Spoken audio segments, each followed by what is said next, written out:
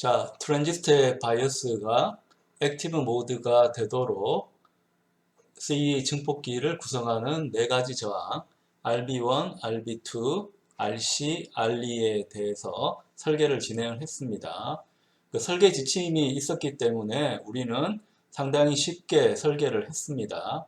예를 들면 RB1과 RB2 저항은 10kΩ보다는 크게 해야 된다.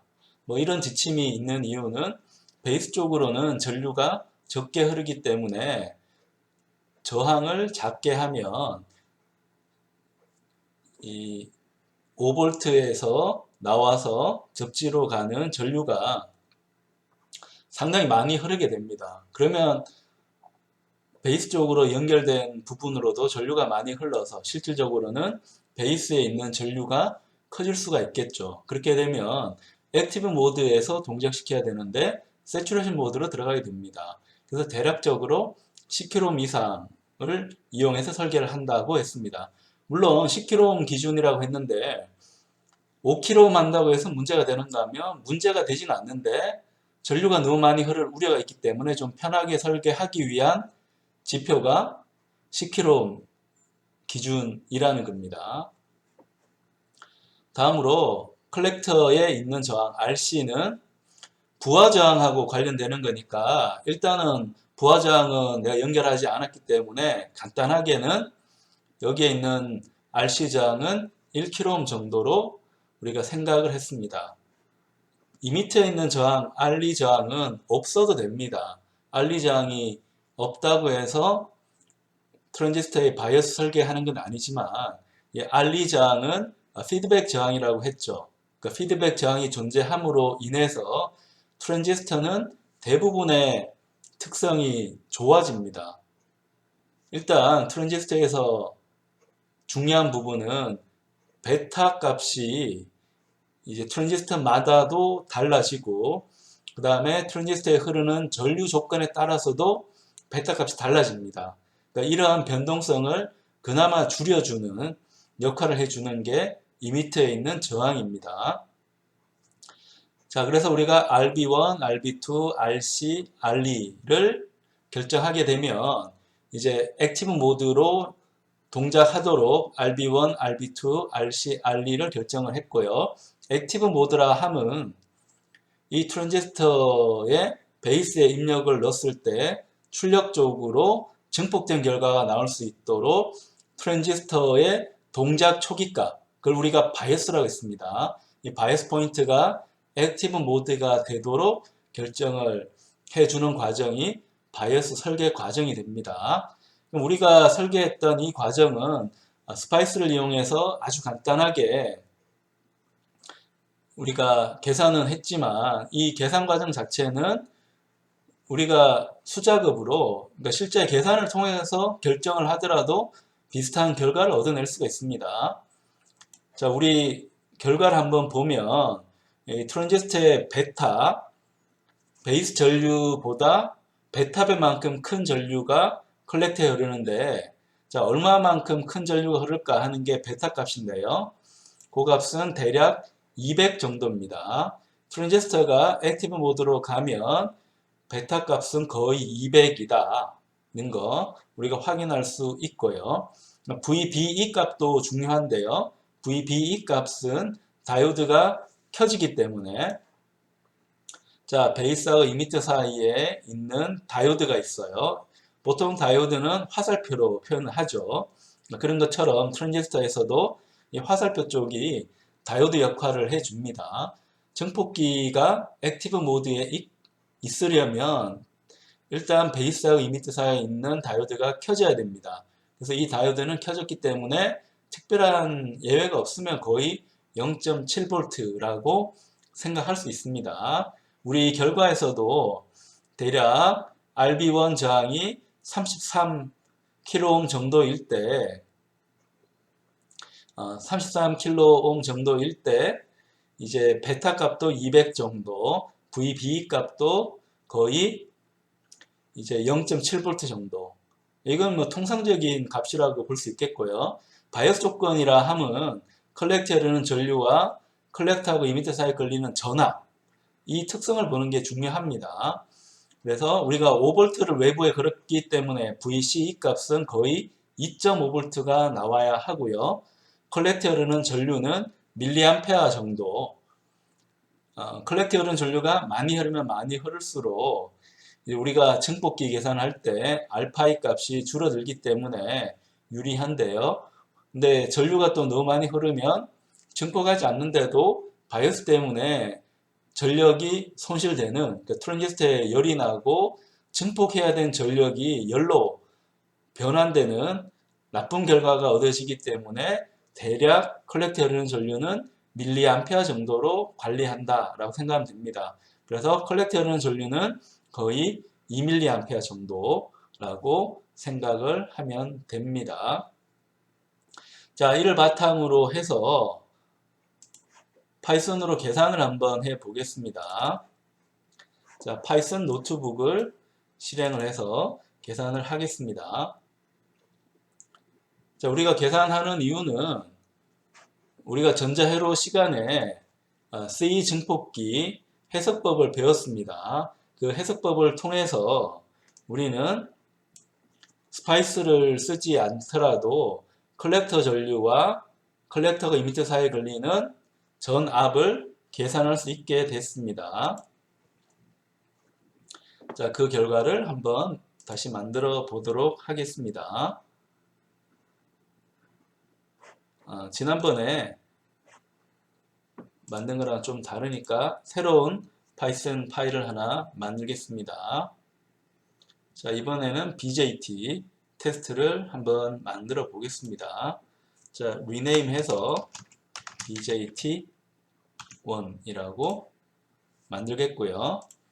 그럼 우리가 이제 베타 값은 200이라고 정했고요.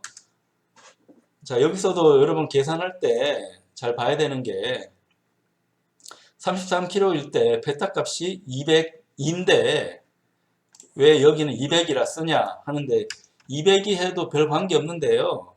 이 숫자 자체가 중요한 게 아닙니다.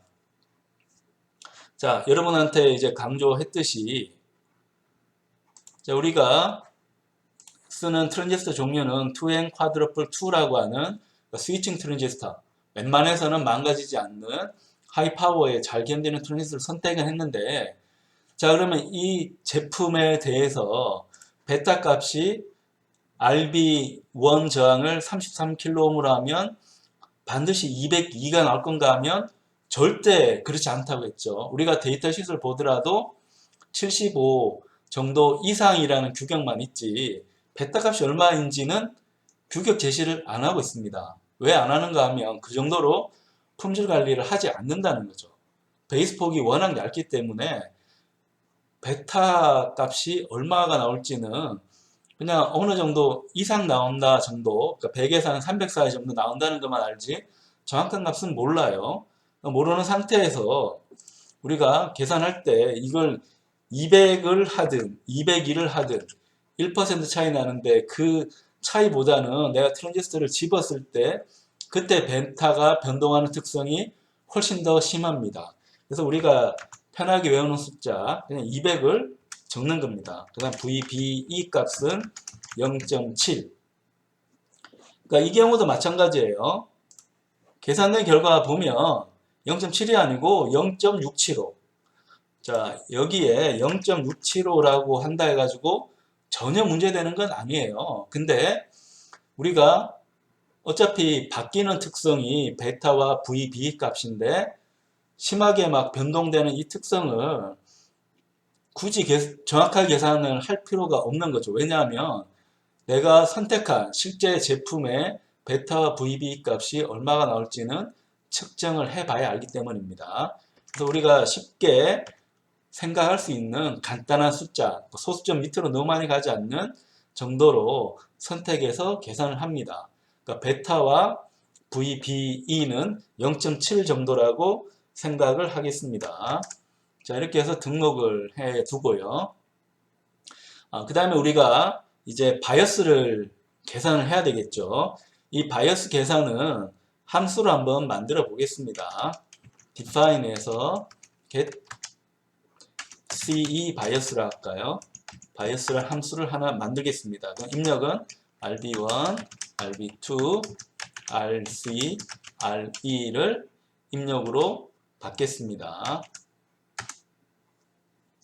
그럼 우리가 계산을 하는 값은 IC와 그 다음에 VCE를 계산을 하겠습니다. 자, 얘를 계산을 해야 되는데 우리 계산 공식을 한번 보면서 계산을 해 보겠습니다.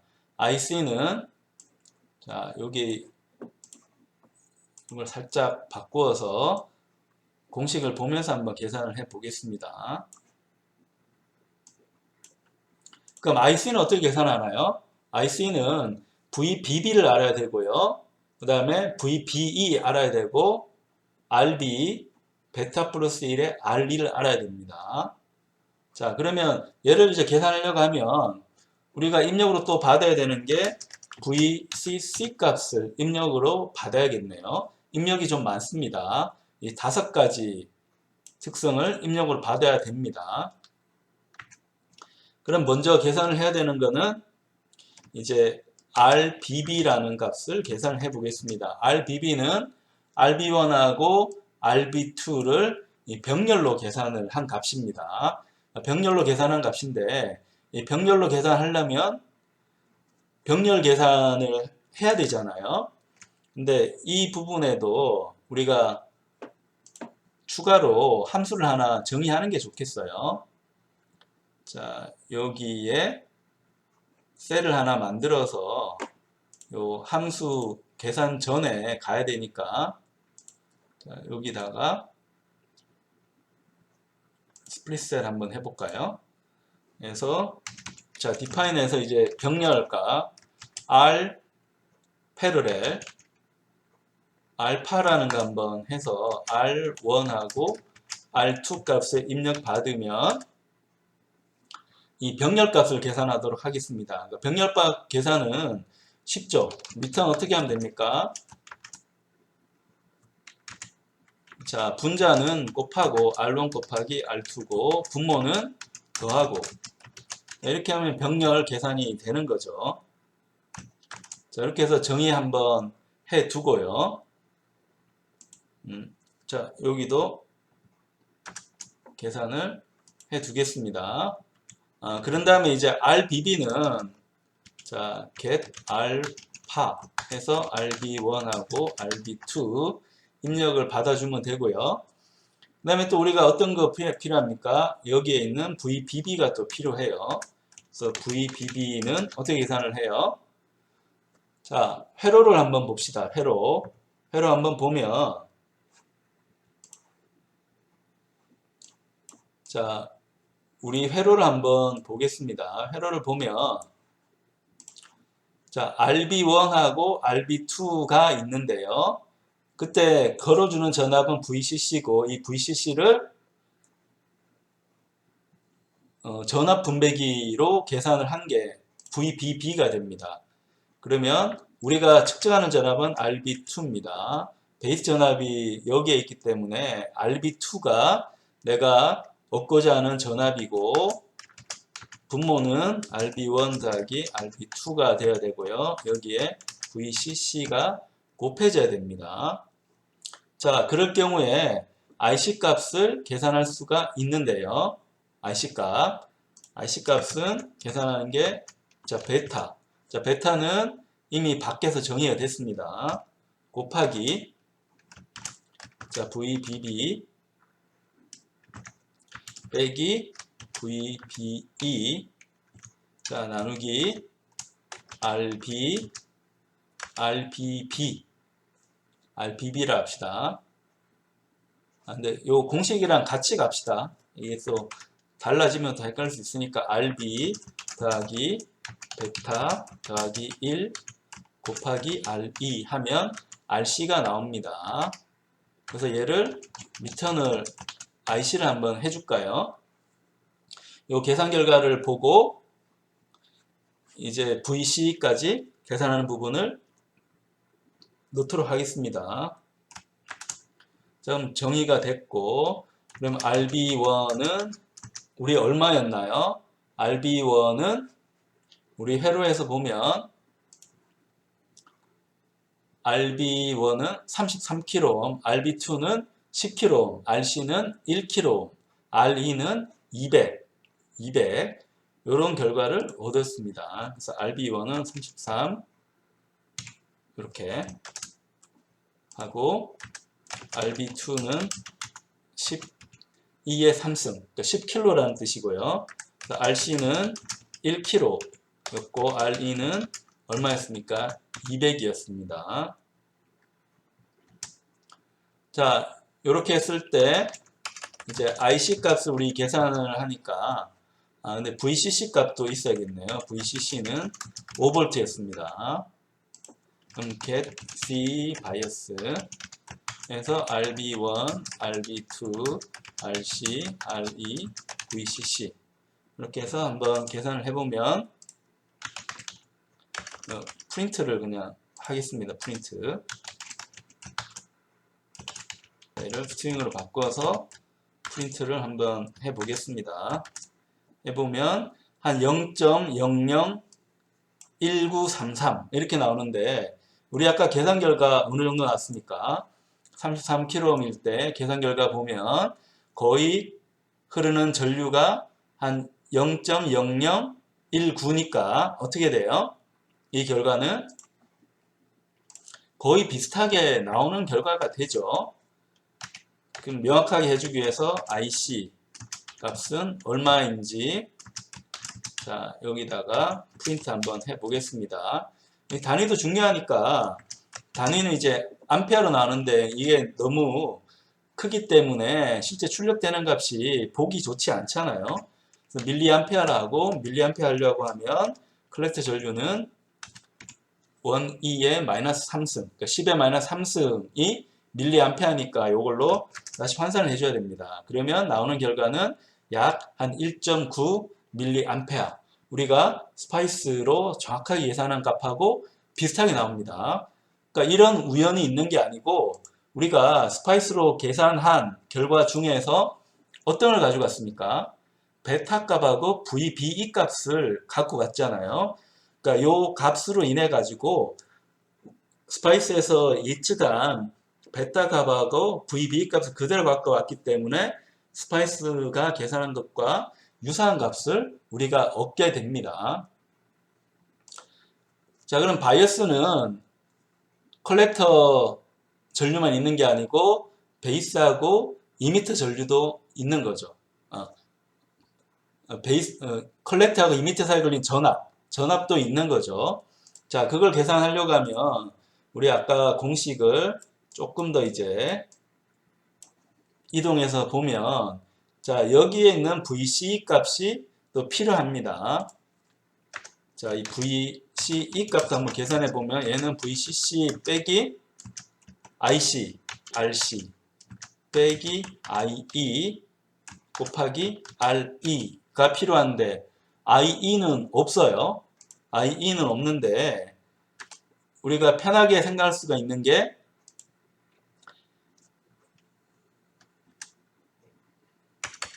자, 여기서 IB를 구할 수가 있죠. IB는 어떻게 됩니까? IC를 베타로 나누면 IB가 됩니다.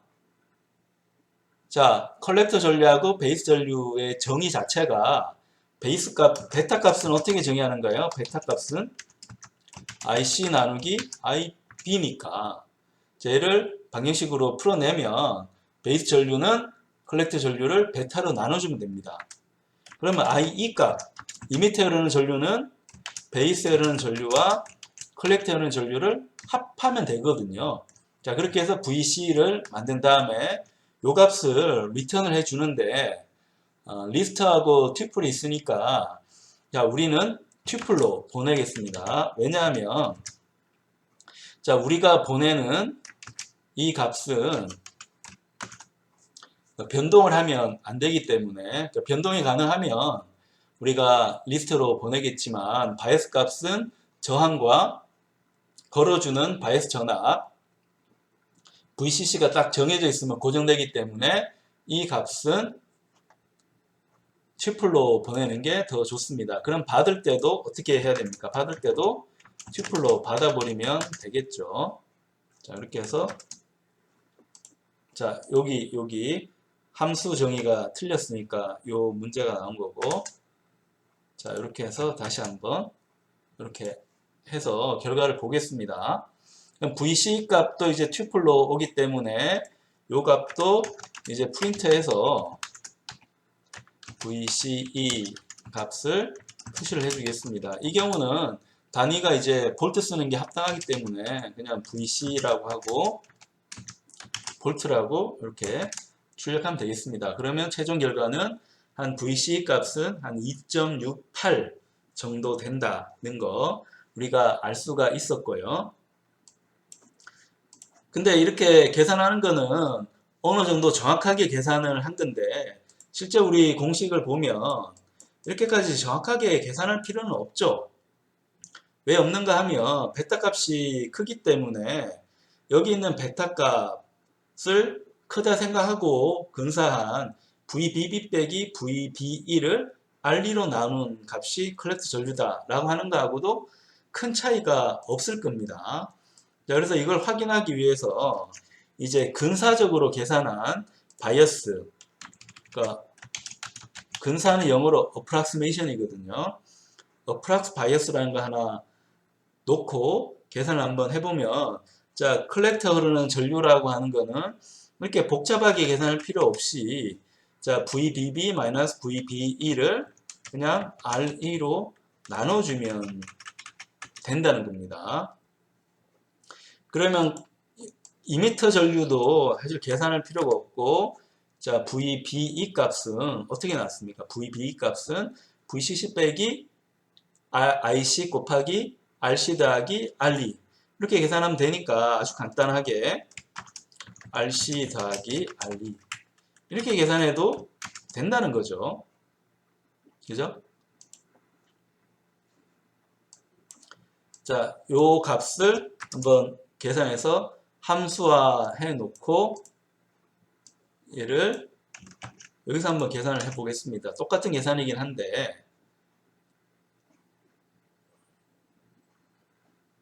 자, 얘를 approx bias라고 해서 한번 계산을 해보면 계산 결과는 약간 차이가 나기는 해요. IC가 한 1.93이었는데 밑에 계산 보면 2.3mA 정도, VC는 한 2.7V였는데 2.2V 정도가 됐다. 아, 차이가 크게 나는구나 이렇게 생각하지 말고 지금 우리가 스파이스로 계산하는 거는 대충 계산하는 겁니다.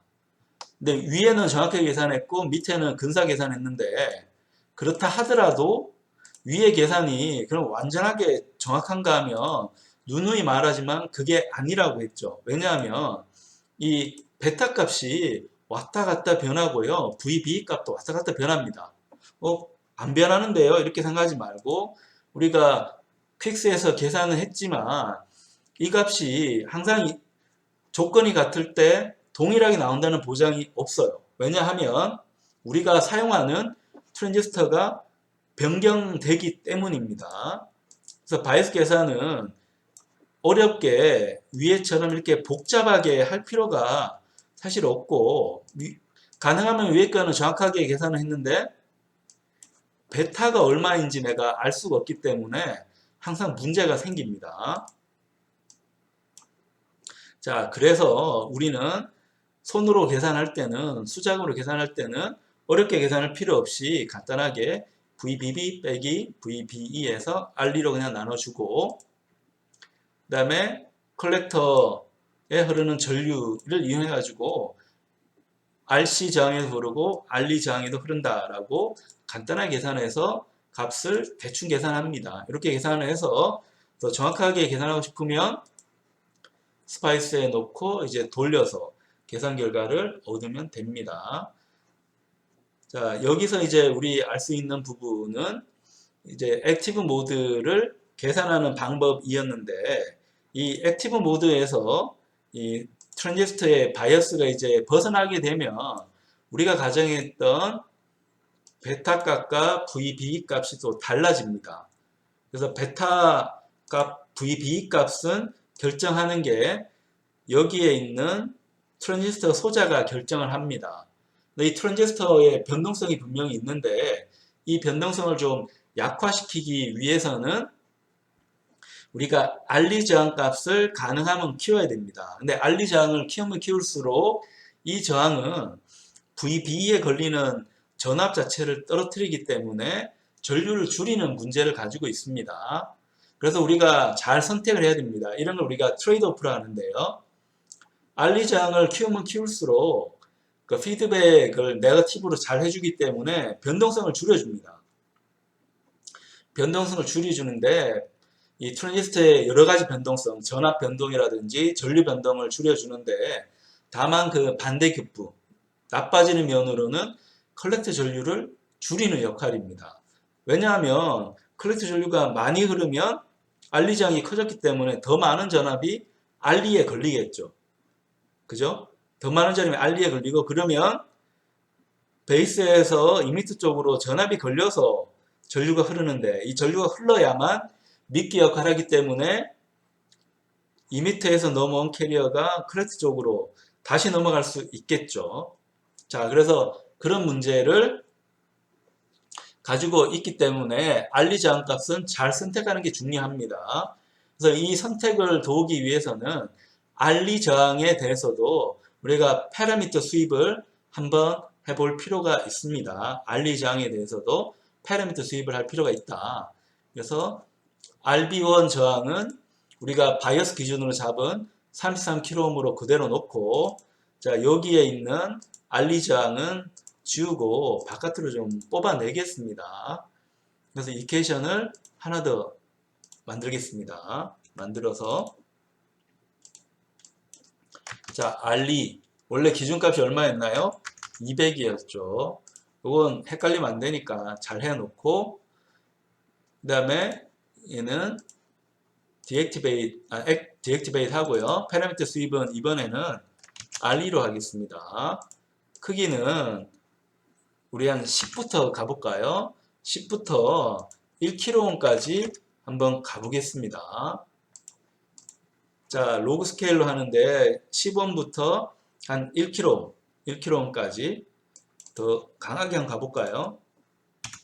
10kΩ까지 한번 가보겠습니다. 10kΩ이면 엄청 큰 겁니다. 왜 큰가 하면 알리에 있는 저항은 우리 계산할 때 보면 베타가 곱해지죠. 베타가 곱해서 계산이 되기 때문에 약간만 달아도 200배, 100배, 200배 이제 커지기 때문에 10kΩ 다는 거는 1메가옴 다는 거하고 이제 비슷한 효과가 나버리니까 엄청 크게 달아주는 겁니다. 그래서 이런 정도로 해서 시뮬레이션을 한번 해 보겠습니다. 자, 시뮬레이션에서 보면 특성이 알리에 따라서 이제 변하는데요. 알리가 커지면 커질수록 이제 베타 값은 크게 변동을 하지 않고요. 베타 값은 크게 변동하지 않고 VC 값은 변동을 이제 하는 거고 우리가 걱정했던 부분처럼 알리 저항을 너무 키우게 되면 컬렉터에 흐르는 전류가 줄어듭니다. 그러니까 컬렉터에 흐르는 전류가 줄어드는 이유는 컬렉터 쪽에 전압이 걸림으로 해서 이미터 쪽에 전압이 걸림으로 해서 베이스 쪽으로 바이어스 전류가 들어가야 되거든요. 이 바이어스 전류는 이미터에서 넘어오는 캐리어에 대한 미끼입니다. 미끼를 던져줘야 되는데 이 전압이 높아지면 전류가 왼쪽에서 오른쪽으로 흐르기가 쉬울까요? 어려울까요? 어렵죠. 이 낙차가 커야지 전류가 잘 흐르는데 ohm의 법칙이잖아요. 여기가 높아져 버리면 낙차가 얼마 안 되기 때문에 전류가 많이 흐르지를 못합니다. 자, 그래서 그런 문제가 있다는 거, 우리가 예측한 대로 결과가 나온다는 거. 그래서 알리 저항이 너무 많이 커지면 전류가 급격하게 이제 떨어진다는 거 우리가 확인을 했습니다. 그러니까 베타 값은 알리가 커지면 커질수록 큰 변화는 없는데 컬렉터 전류가 많이 이제 급격하게 떨어진다. 그래서 적당하게 택해야 되고 우리는 알리 저항이 약 200옴 정도가 되도록 택했습니다. 그래서 우리가 요 정도를 택한 겁니다. 그 다음에 여기도 알리장 200옴 택했으니까 이렇게 베타 값이 거의 변동되지 않는 범위를 택한 거고요. 여기도 200옴 VC 값이 약 2.5 볼트가 되도록 그 정도 값을 택한 겁니다.